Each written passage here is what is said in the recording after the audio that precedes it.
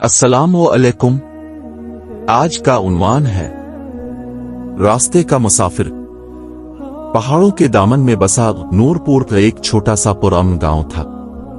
यहां आबिद अपने बेटे शफी और बीवी अम्मू सलूनी के साथ रहता था। अम्मू सलूनी कई महीनों से एक पुरस्रार कमजोरी का शिकार थी, जिस पर हकीम सईद के अलावा कोई दवा कारगर नहीं होती थी।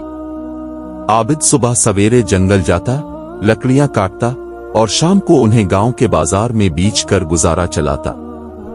एक सख्त सर्दी की सुबह जब पहाड़ों पर बर्फ जमी हुई थी, आबिद लकड़ियां काटने जंगल गया। रास्ते में इसे एक बुढ़िया मिली जो सख्त कांप रही थी और लकड़ी का गट्ठा उठाए बहुत मुश्किल से चल रही थी। बुढ़िया की आंखों में दर्द था। आबिद ने फौरन अपना गट्ठा नीचे रखा। अम्मा जी, अब ये बोझ उठाकर कहां चल रही हैं? इसने नरमी से पूछा। बेटा, मेरा घर पहाड़ी की चोटी पर है। मेरा बेटा शहर गया हुआ है और मुझे किचन के लिए लकड़ी चाहिए, बुढ़िया ने कमजोर आवाज में जवाब दिया। आबिद ने बगैर किसी तरद्दुद के बुढ़िया का बोझ खुद उठा लिया। चलिए, मैं आपको घर छोड़ आता हूं। ये रास्ता मुश्किल और चढ़ाई वाला था। आबिद ने अपने ऊपर से अपनी गर्म चादर उतार कर बुढ़िया को ओढ़ा दी। घर पहुंचकर बुढ़िया ने उसे खाने के लिए रोकना चाहा। बेटा, तुमने बहुत मेहनत की, कुछ खा पी लो। आबिद ने मुस्कुराते हुए इनकार किया।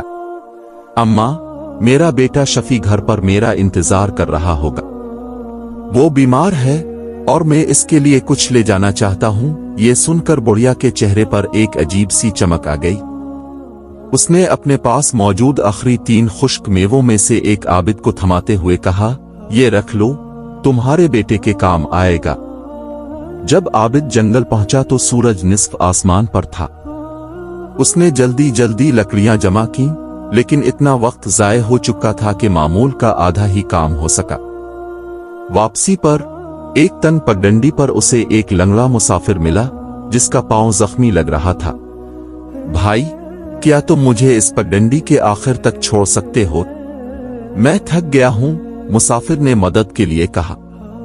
आबिद को अपने घर का ख्याल आया, लेकिन उसने दिल पर पत्थर रखकर मुसाफिर को सहारा दिया।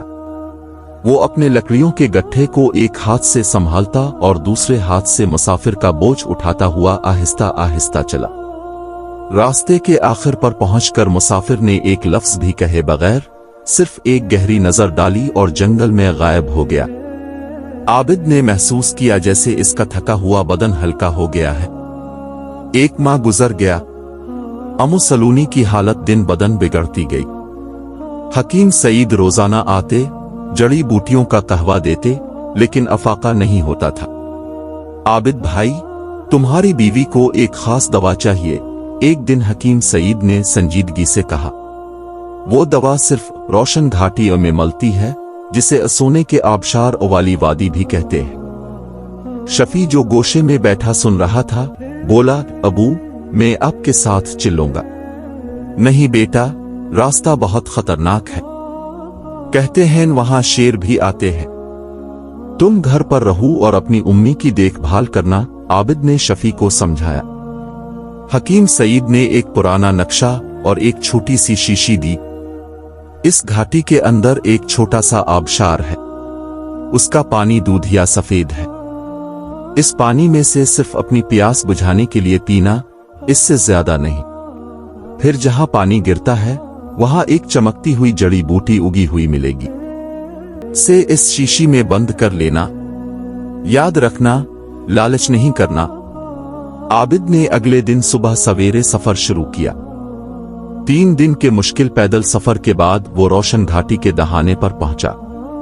रास्ते में उसने बहुत से गरीब मुसाफिरों को खाना तकसीम किया।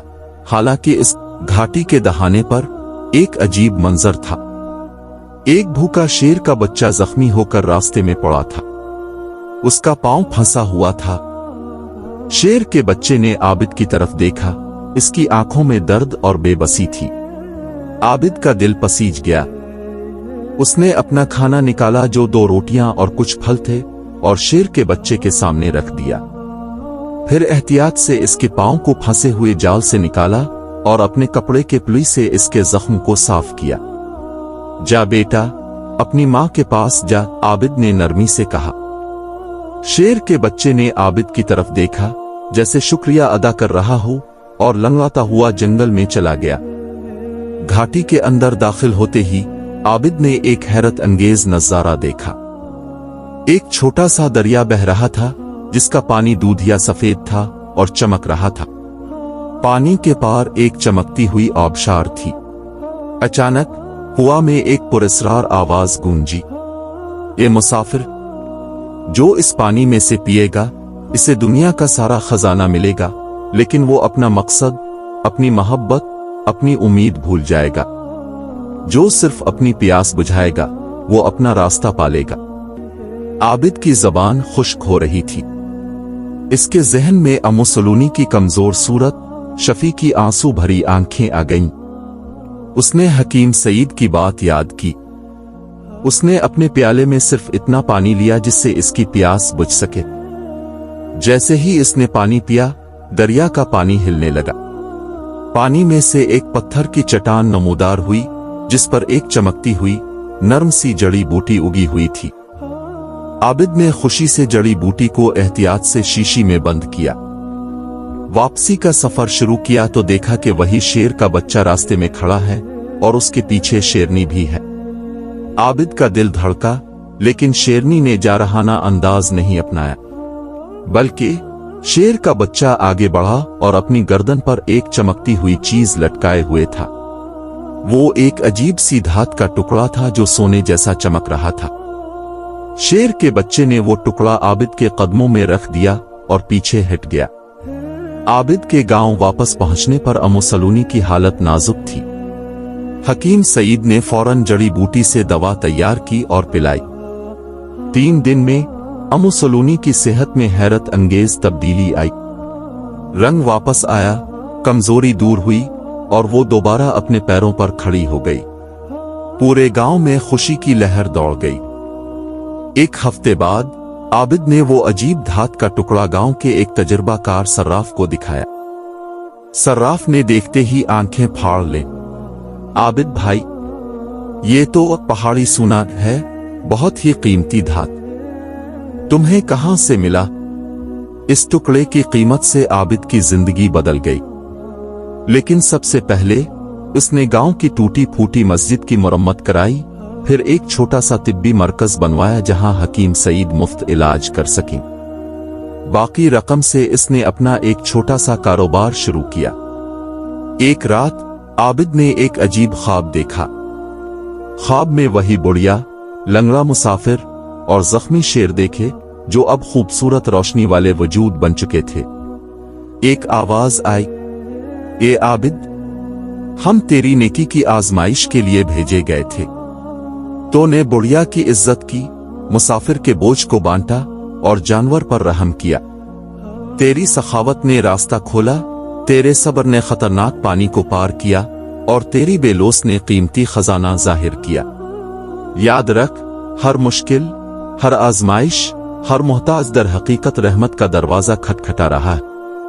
सब्र और शुक्र के साथ दरवाजा खोलो तो बरकत अंदर आएगी।" सुबह हुई तो आबिद की आंखों में एक नई रोशनी थी। उसने मिलाव यूसुफ को सब ख्वाब सुनाया। मिलाव यूसुफ ने मुस्कुराते हुए कहा, "आबिद भाई, तुमने अमली तौर पर वो सब कुछ कर दिखाया जो हम किताबों में पढ़ते हैं। सच्ची इबादत मोहताज की मदद है, हकीकी सब्र मुश्किल में शक को छोड़ना है और असली दौलत दूसरों का भला करना है। तुम्हारी कहानी इस गांव के लिए एक जिंदा सबक बन जाएगी।" वक्त गुजरने के साथ नूरपुर का नाम सचमुच रोशन हो गया।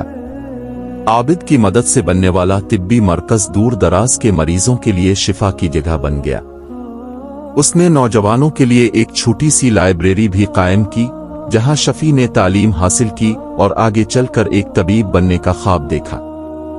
एक दिन वही बखील ताजिर जिसने कभी आबिद से महंगी दामों लकड़ियां खरीदी थीं, अपनी तिजारत में नुकसान के बाद गांव आया। वो शर्मिंदा था। आबिद ने इसे न सिर्फ माफ किया बल्कि अपने कारोबार में शरीक कर लिया, ये कहते हुए, "हमेशा याद रखना, ईमानदारी और हमदर्दी ही देरपा तिजारत की बुनियाद है।" सालों बाद जब आबिद बूढ़ा हो गया और शफी एक मशहूर हकीम बन चुका था तो नूरपुर की कहानियां दूर दूर तक मशहूर हो चुकी थी। लोग कहते सब्र और नेकी का फल हमेशा मीठा होता है। आखिरी मंजर में बूढ़े आबिद को अपने घर की छत पर बैठे अपने पोते को यही कहानी सुनाते दिखाया गया, जबकि अम्मू सलूनी उनके पास बैठी मुस्कुरा रही होती है। सूरज डूब रहा होता है और पूरा गांव अमन सुकून में डूबा होता है।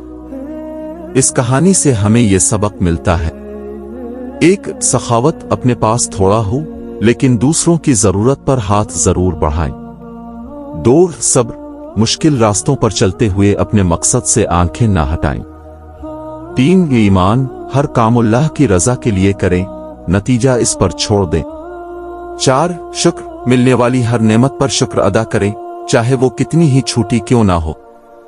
5, खिदमत, हकीकी कामयाबी वो है जिससे दूसरों का फायदा हो। उम्मीद है कि आपको ये वीडियो पसंद आई होगी।